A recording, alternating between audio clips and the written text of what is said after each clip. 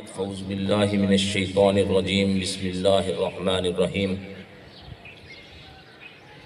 میرے انتہائی قابل احترام دوستوں، بھائیوں، بزرگوں، میری ماؤں، بہنوں اور بیٹیوں، الحمدللہ آج 10 روزہ قرآن کلاس 5ویں روز میں داخل ہو رہی ہے۔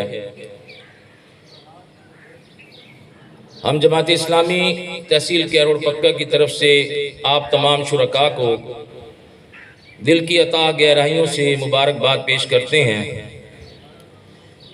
مبارکباد اس لیے پیش کرتے ہیں کہ اللہ رب العزت کہ آپ بہت ہی مقرب بندے اور بندیاں ہیں، کیونکہ لاکھوں کے اس شہر سے اس بابرکت محفل میں آپ لوگوں کی حاضری اس بات کا ثبوت ہے کہ اللہ رب العزت نے آپ کو پسند فرمایا، آپ کو منتخب فرمایا کہ آپ اس بابرکت مہینے اور اس بابرکت محفل میں آج موجود ہیں۔ آج ہم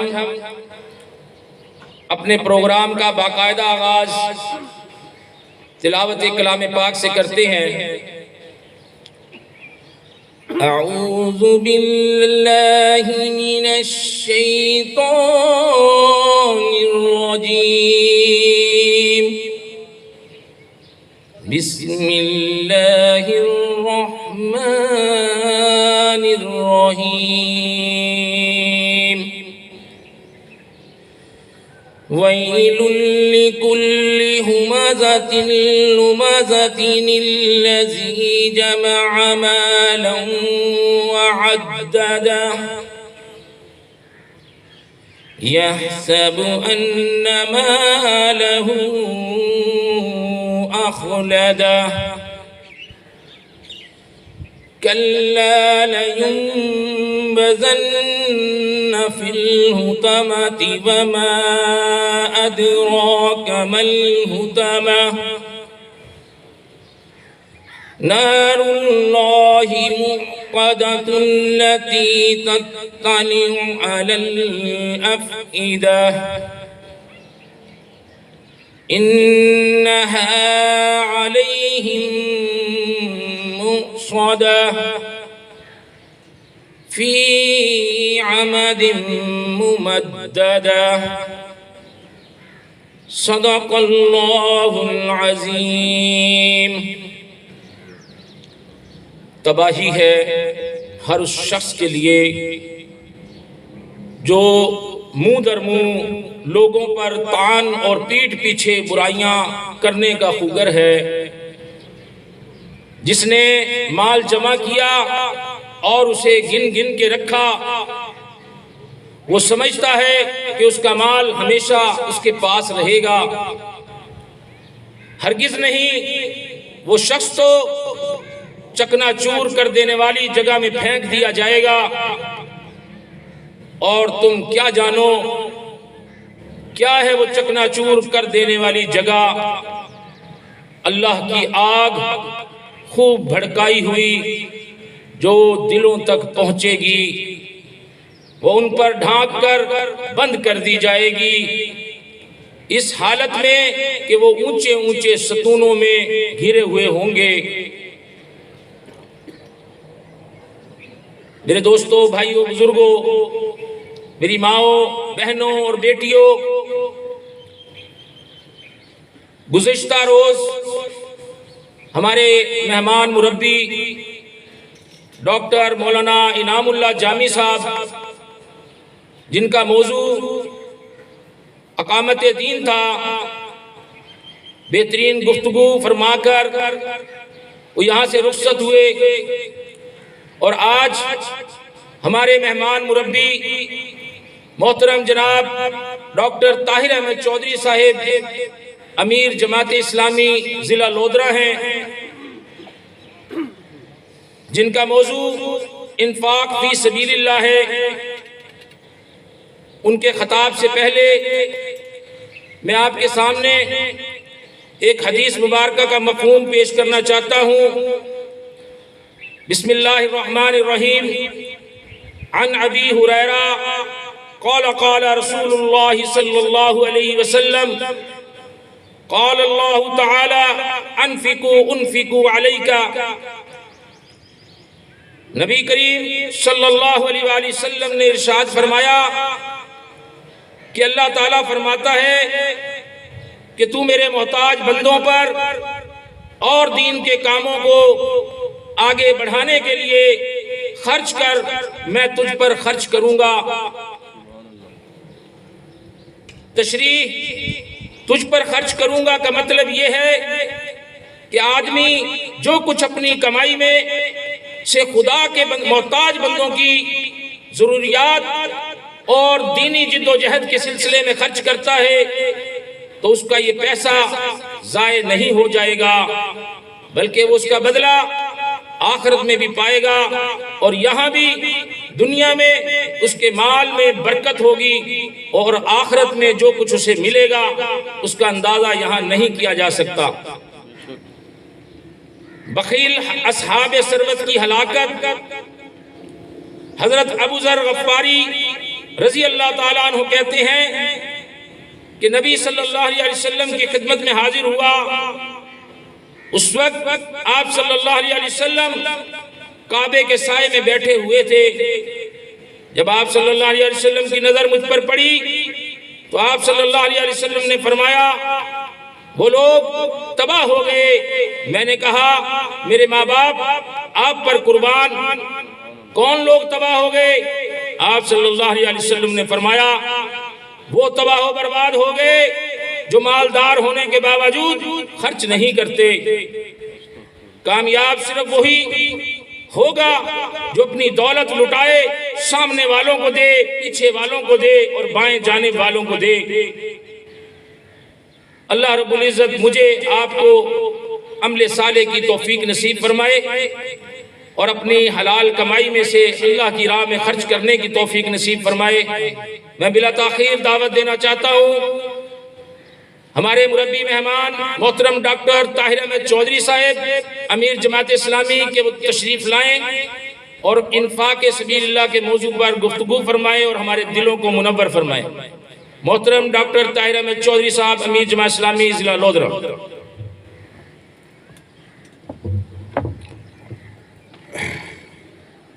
اعوذ باللہ من الشیطان الرجیم، بسم اللہ الرحمن الرحیم۔ یا ایہا الذین آمنوا لا تلہکم اموالکم ولا اولادکم عن ذکر اللہ ومن یفعل ذلک فاولئک هم الخاسرون۔ وَأَنفِقُوا مِمَّا رَزَقْنَاكُم مِّن قَبْلِ أَن يَأْتِيَ أَحَدَكُمُ الْمَوْتُ فَيَقُولَ رَبِّ لَوْلَا أَخَّرْتَنِي إِلَىٰ أَجَلٍ قَرِيبٍ فَأَصَّدَّقَ وَأَكُن مِّنَ الصَّالِحِينَ وَلَن يُؤَخِّرَ اللَّهُ نَفْسًا إِذَا جَاءَ أَجَلُهَا وَاللَّهُ خَبِيرٌ بِمَا تَعْمَلُونَ۔ صدق اللہ العظیم۔ محترم خواتین و حضرات، جیسا کہ آپ کو معلوم ہے کہ آج کے درس کا موضوع انفاق فی سبیل اللہ یعنی اللہ تعالیٰ کے راستے میں خرچ کرنا ہے۔ رمضان المبارک کا رحمتوں اور برکتوں سے لبریز مہینہ ہمارے اوپر سایہ فگن ہے، اور ہم اکثر سنتے ہیں اور اس بات کو جانتے ہیں کہ اس مہینے کے اندر جہاں اور بہت سی نعمتیں اور فضیلتیں ہیں، وہاں سب سے بڑی فضیلت یہ ہے کہ اس کے اندر نیکیوں کا اجر بڑھ جاتا ہے۔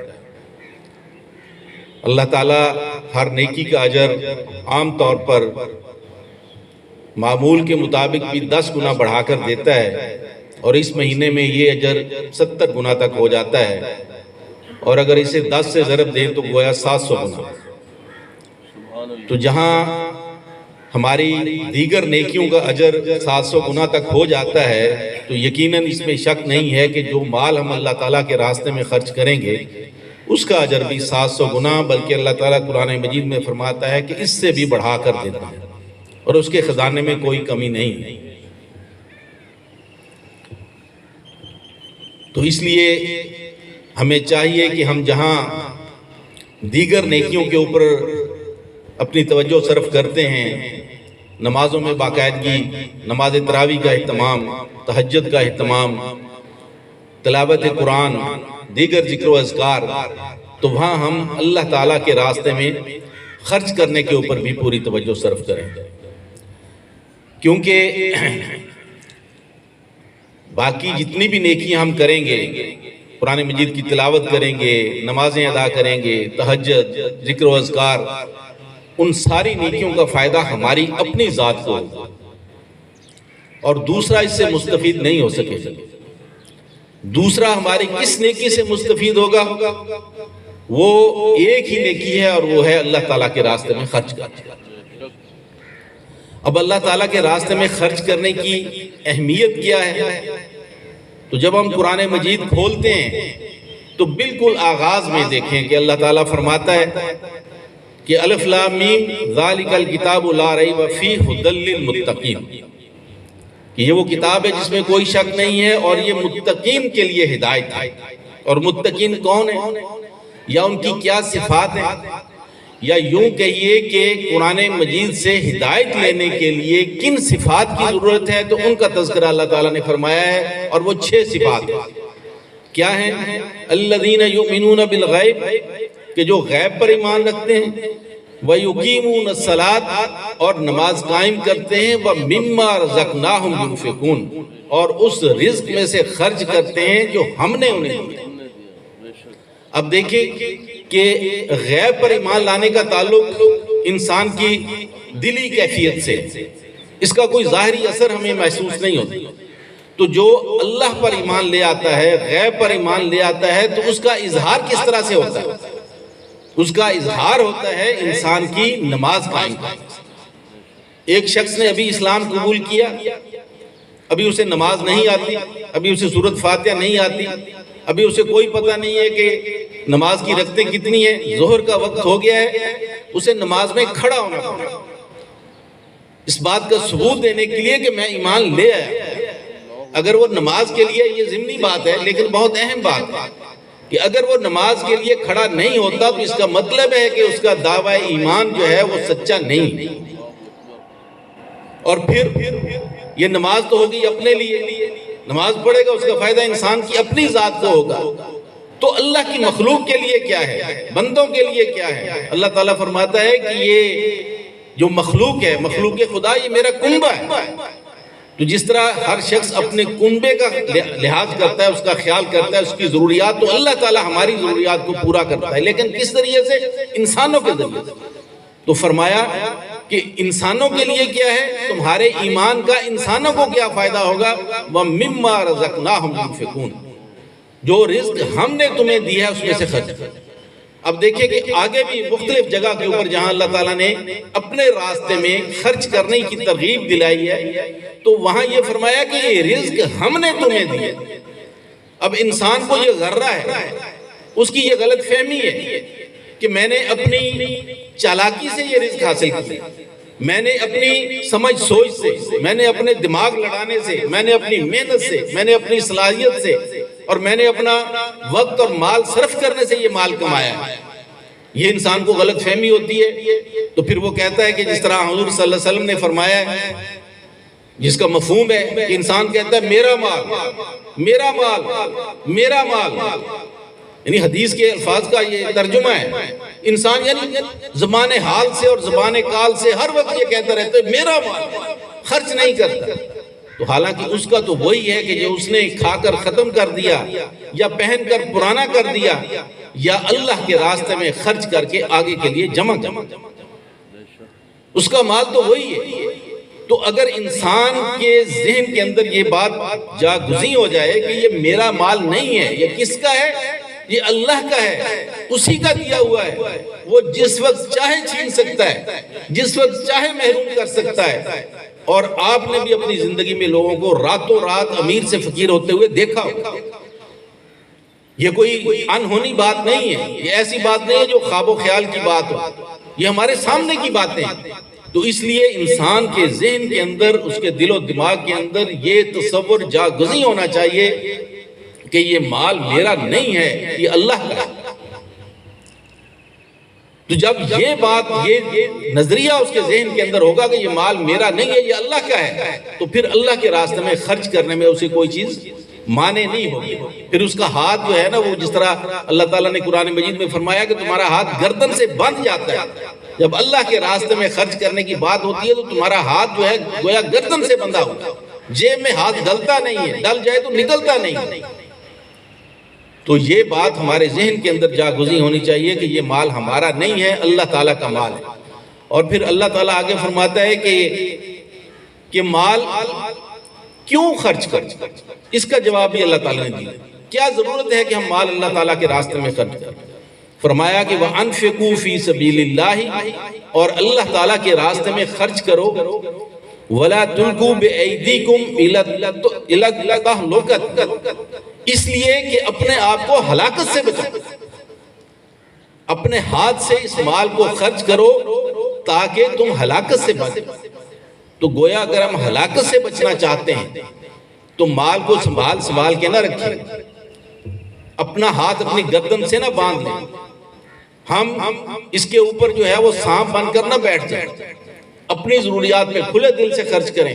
اور بعض لوگ تو ایسے ہیں، اور آپ کے ارد گرد بھی موجود ہوں گے، اپنی ضروریات میں بھی خرچ نہیں کرتے، اپنی جائز ضروریات کے اوپر، ضروری کاموں کے اوپر بھی خرچ نہیں کرتے، اتنے بخیل ہوتے ہیں، مال کماتے ہیں اور سین کر رہتے ہیں۔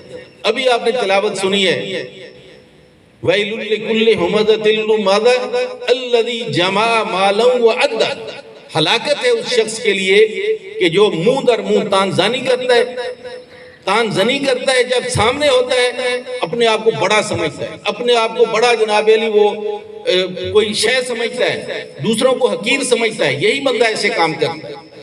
تو اس کی ایک خصوصیت یہ ہوتی ہے کہ الذی جمع مالا وعدہ، کہ مال کو جمع کرتا ہے اور گن رکھتا ہے۔ کیوں؟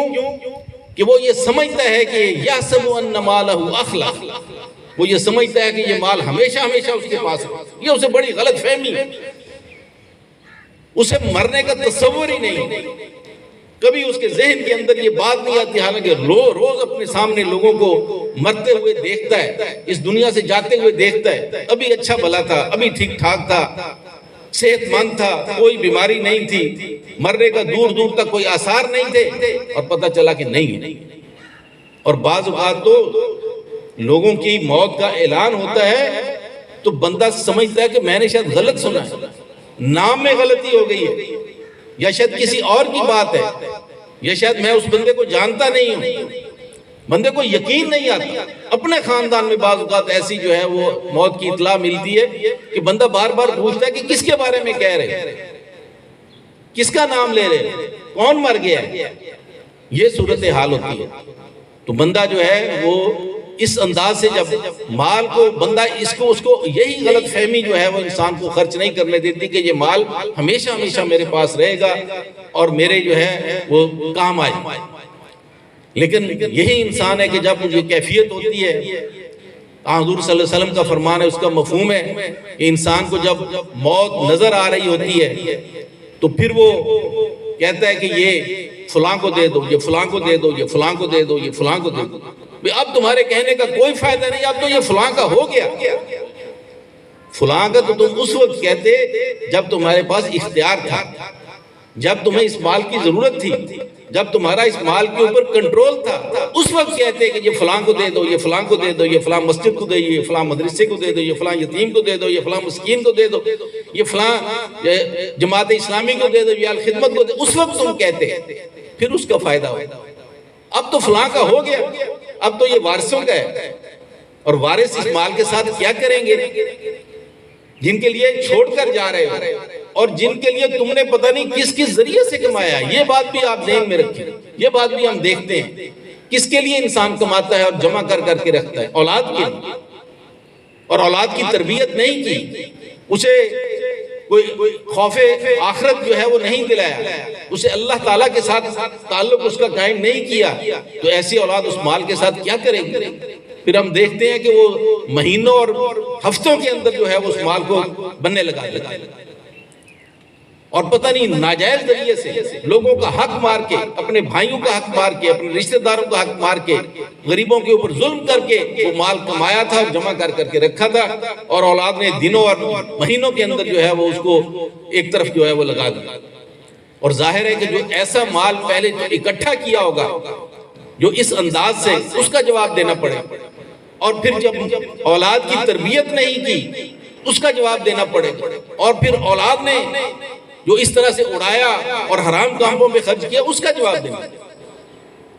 جس طرح اگر اولاد کی نیکیاں جو ہیں وہ والدین کے کھاتے میں لکھی جاتی ہیں، اولاد کی اچھی تربیت کی ہوگی، اسے اچھا جو ہے وہ برا بلا سمجھایا ہوگا، اللہ تعالیٰ کے ساتھ، اس قرآن کے ساتھ، حضور صلی اللہ علیہ وسلم کے ساتھ، آپ کی تعلیمات کے ساتھ اس کے تعلق کو جوڑا ہوگا، تو وہ اولاد نیک کام کرے گی، والدین کے کھاتے میں لکھا جائے گا۔ تو کیا خیال ہے کہ جو اولاد کو جس کو غلط راستے پہ چلایا ہوگا، اس کا ہاتھ نہیں پکڑا ہوگا، اسے سمجھایا نہیں ہوگا، تو جو وہ غلط کام کرے گی تو وہ اس کے کھاتے میں نہیں لکھے جائیں گے؟ کہ اولاد کی تربیت کرنا ہمارے ذمے، ہماری ذمہ داری ہے کہ ہم اولاد کی اچھی تربیت کریں۔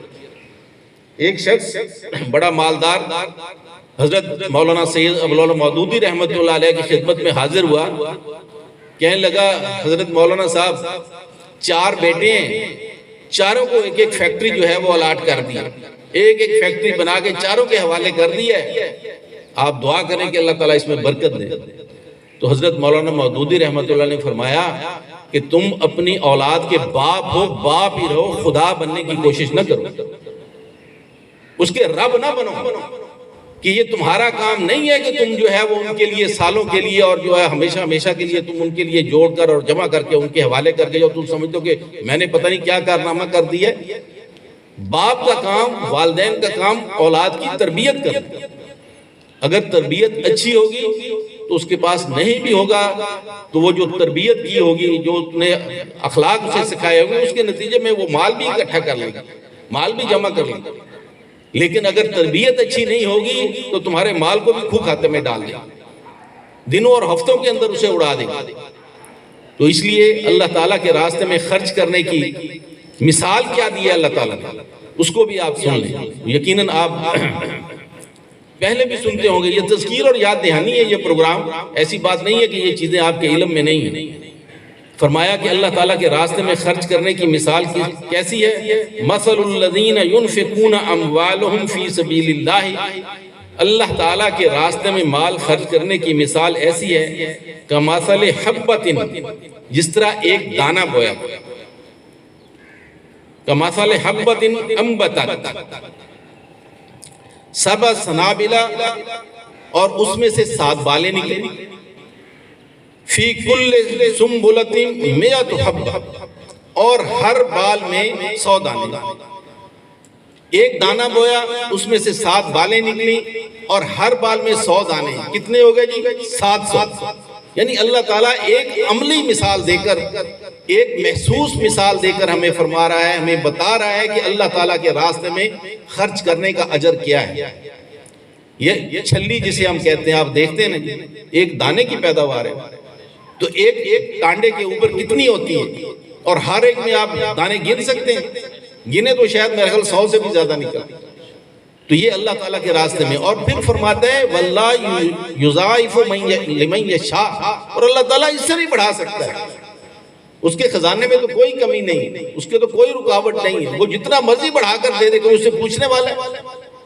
کوئی اس سے پوچھنے والا ہے؟ واللہ واسع علیم، اللہ تعالیٰ وسعت بھی رکھتا ہے اور علم بھی رکھتا ہے۔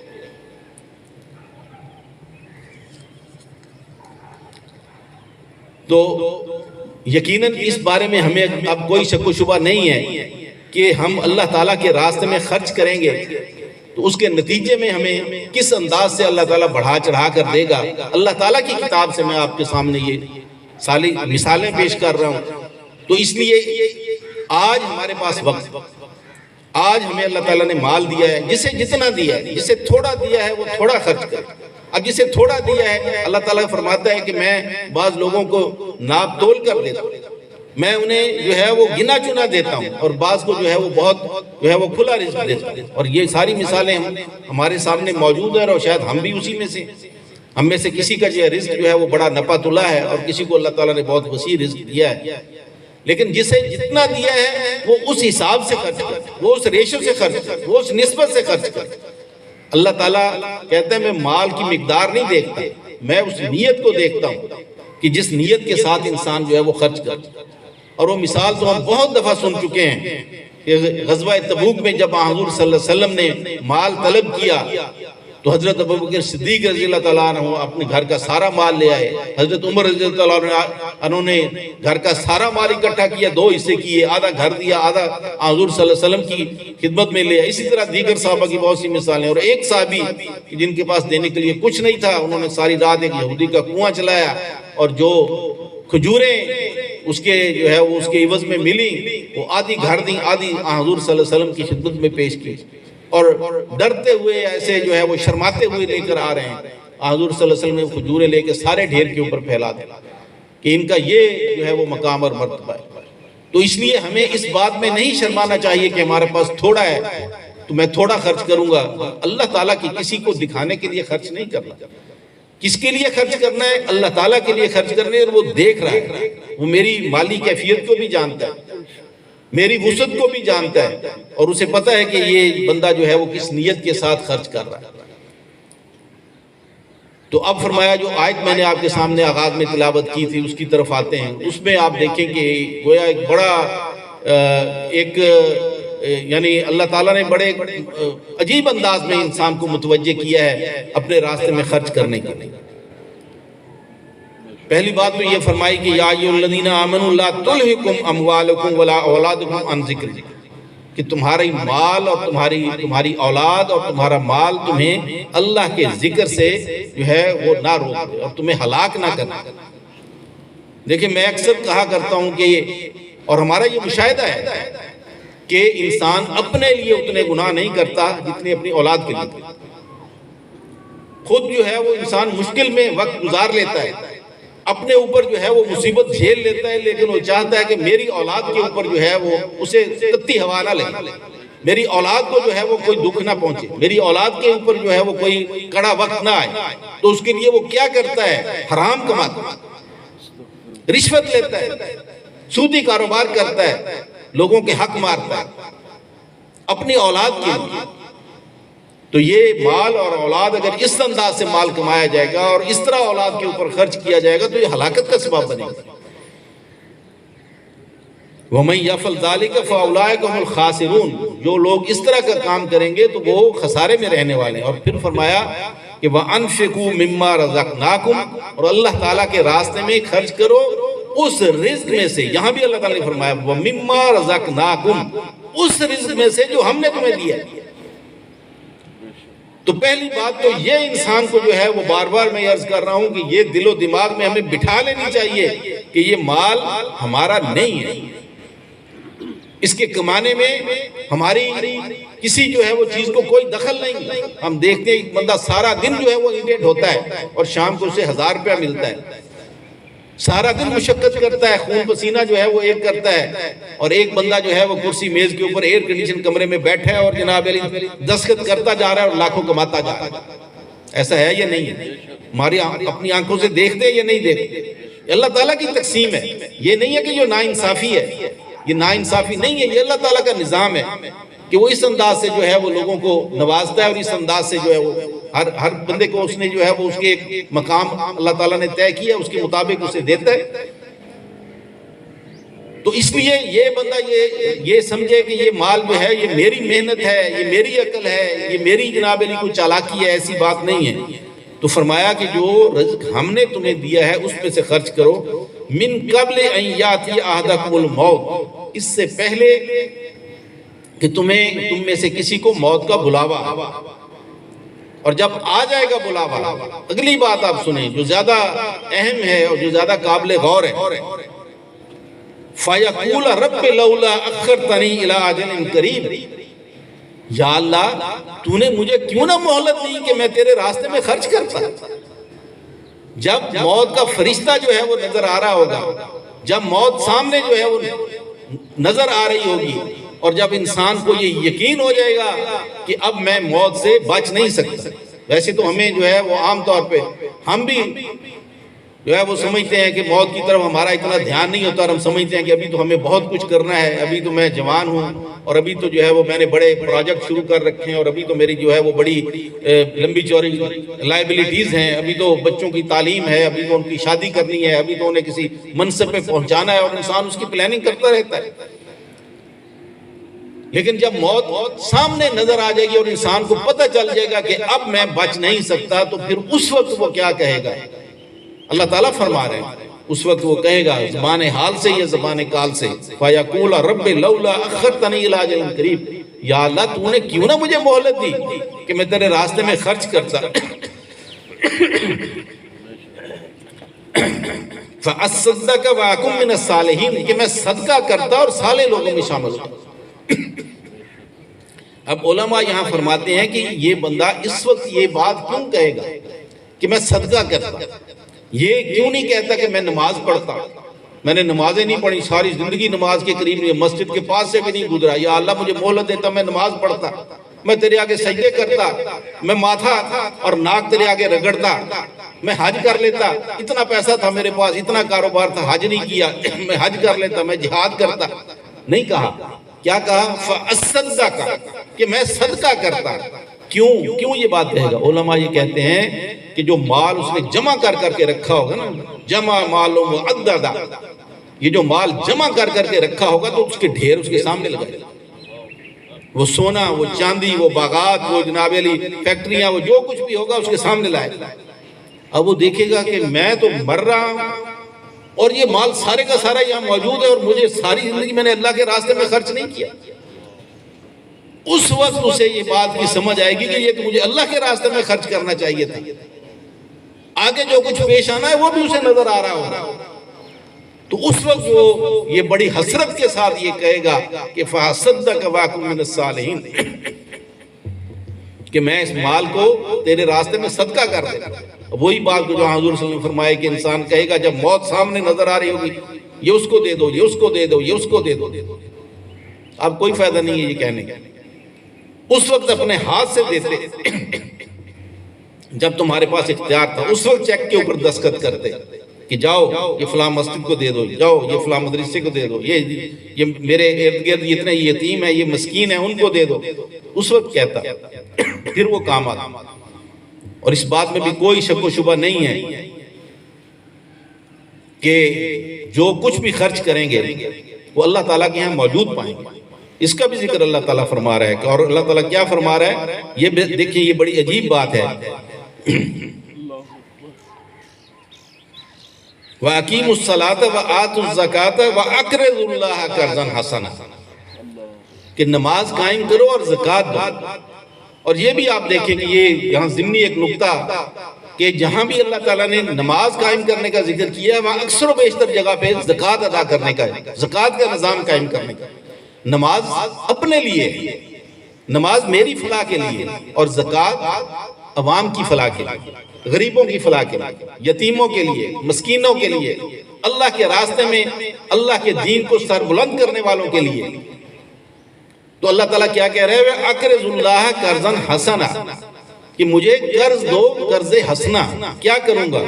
وما تقدموا لانفسکم من خیر تجدوہ عند اللہ هو خیر واعظم اجرا، اور تم جو بھی اللہ تعالیٰ کے راستے میں خرچ کرو گے تو اسے اللہ کے ہاں موجود پاؤ،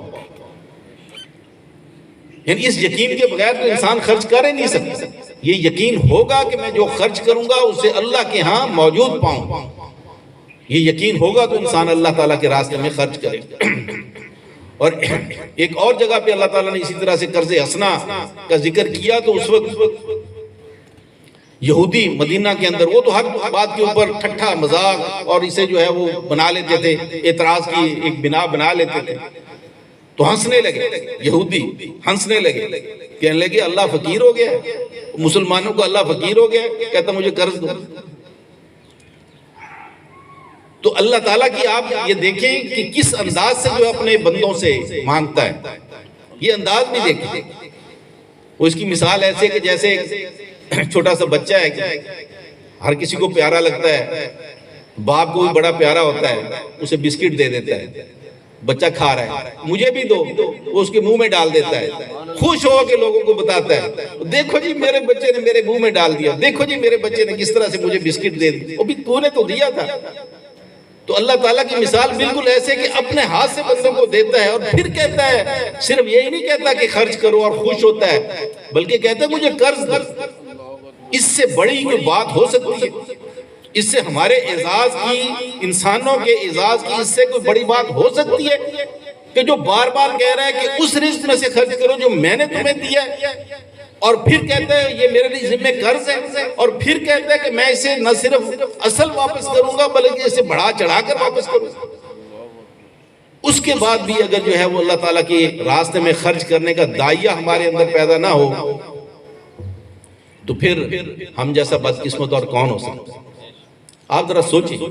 اور پھر یہ مہینہ ہے، آخری بات کر کے اپنی بات کو ختم کرتا ہوں، مجھے نہیں پتا کہ کتنا ٹائم ہو گیا ہے یا کچھ باقی ہے۔ بارہ تو صحابہ فرماتے ہیں کہ حضور صلی اللہ علیہ وسلم کی جو ہے وہ سخاوت کی تو کوئی حد نہیں تھی، لوگوں کو دیتے تھے، جو بھی مانگتا تھا کسی کو انکار نہیں کرتا۔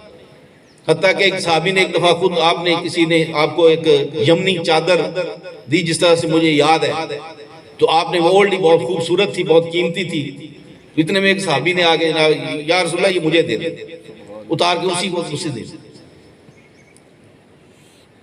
تو کسی صحابی نے کہا کہ یہ آپ نے کیا کیا؟ کہ حضور صلی اللہ علیہ وسلم تو بڑے خوش ہوئے تھے یہ چادر لے کے، اور آپ کو بڑی خوبصورت لگ رہی تھی، آپ نے آپ سے مانگ لی۔ تو یہ مثالیں موجود ہیں، حتیٰ کہ قرض لے کر بھی لوگوں کی ضرورت پوری کر۔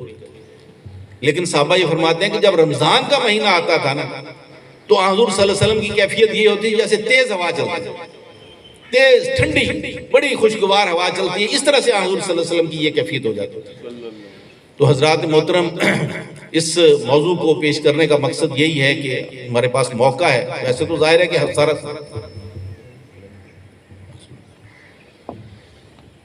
ہر وقت موقع ہے، سارا سال ہمارے پاس موقع ہے، لیکن ظاہر ہے کہ جس طرح سے ہم جانتے ہیں اللہ تعالیٰ فرماتا ہے، حضور صلی اللہ علیہ وسلم کے فرامین موجود ہیں کہ اس مہینے کے اندر جو ہے اللہ تعالیٰ اجر کو بڑھا دیتا ہے، اور ہم اکثر و بیشتر لوگ جو ہے زکوٰۃ بھی اسی مہینے کے اندر دیتے ہیں۔ اسی لیے دیتے ہیں نا کہ زکوٰۃ تو 100 روپیہ میرے ذمہ 100 دینی ہے، 700 گنا ملے گا یقیناً، اس میں کوئی شک بھی نہیں۔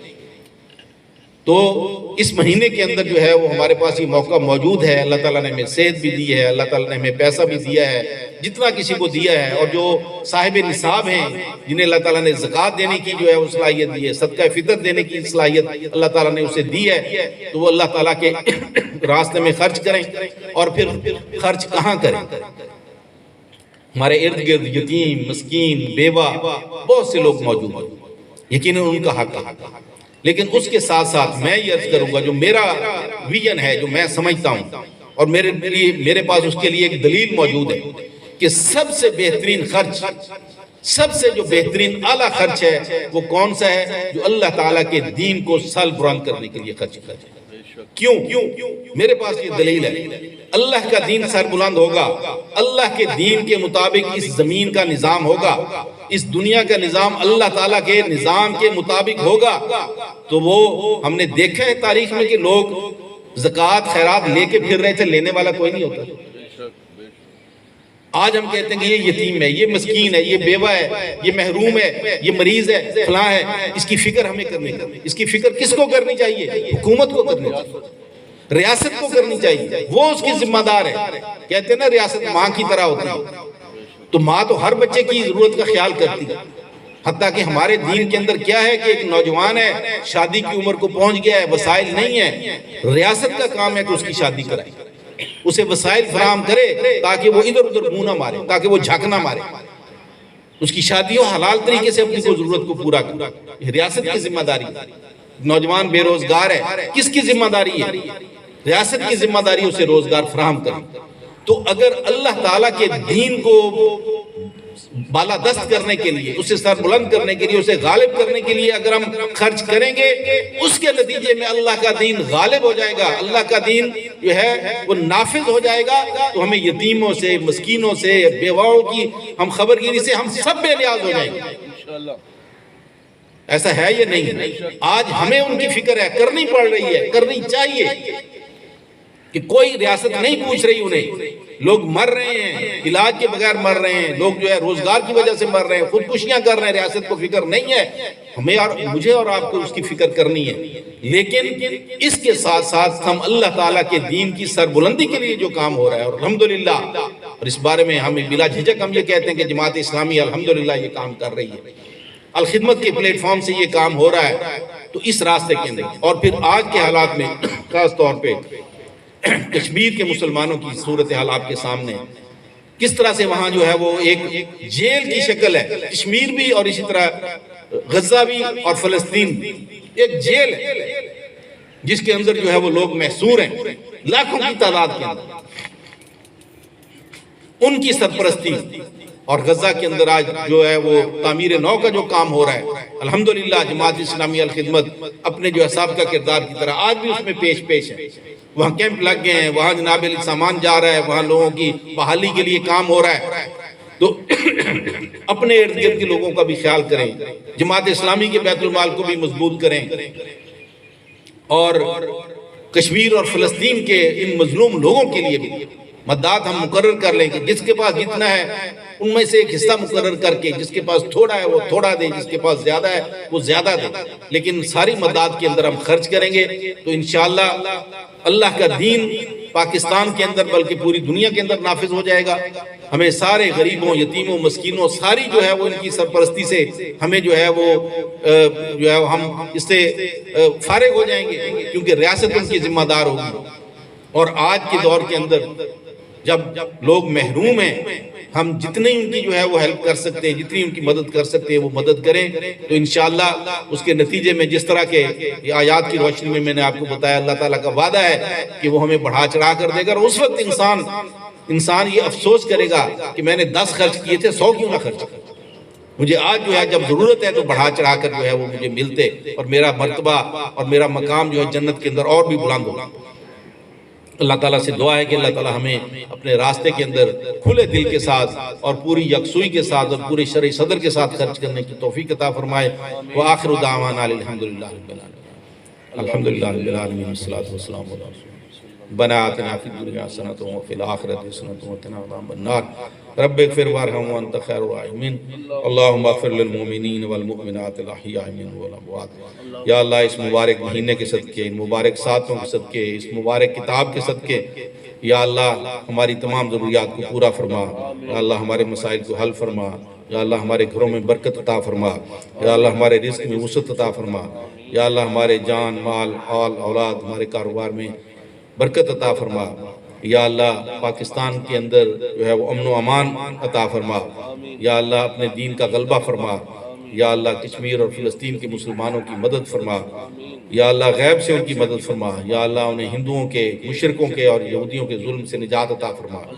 یا اللہ جو لوگ تیرے بندوں پر ظلم کر رہے ہیں صرف اس جرم کی پاداش میں کہ وہ کہتے ہیں کہ ہمارا رب اللہ ہے، یا اللہ تو انہیں نیست و نابود فرما. یا اللہ ان کا کلا کما فرما. یا اللہ انہیں صفحہ ہستی سے مٹا دے.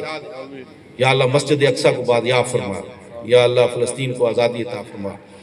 یا اللہ ہمیں نیک، صالح، دیندار، دیانتدار حکمران عطا فرما. ربنا لا تؤاخذنا ان نسينا او اخطانا ربنا ولا تحمل علينا اسرا كما حملته على الذين من قبلنا ربنا ولا تحملنا ما لا طاقة لنا به واعف عنا واغفر لنا وارحمنا انت مولانا فانصرنا على القوم الكافرين. صلی اللہ تعالی علی خیر خلقہ محمد و علی آلہ وصحبہ اجمعین. جزاک اللہ.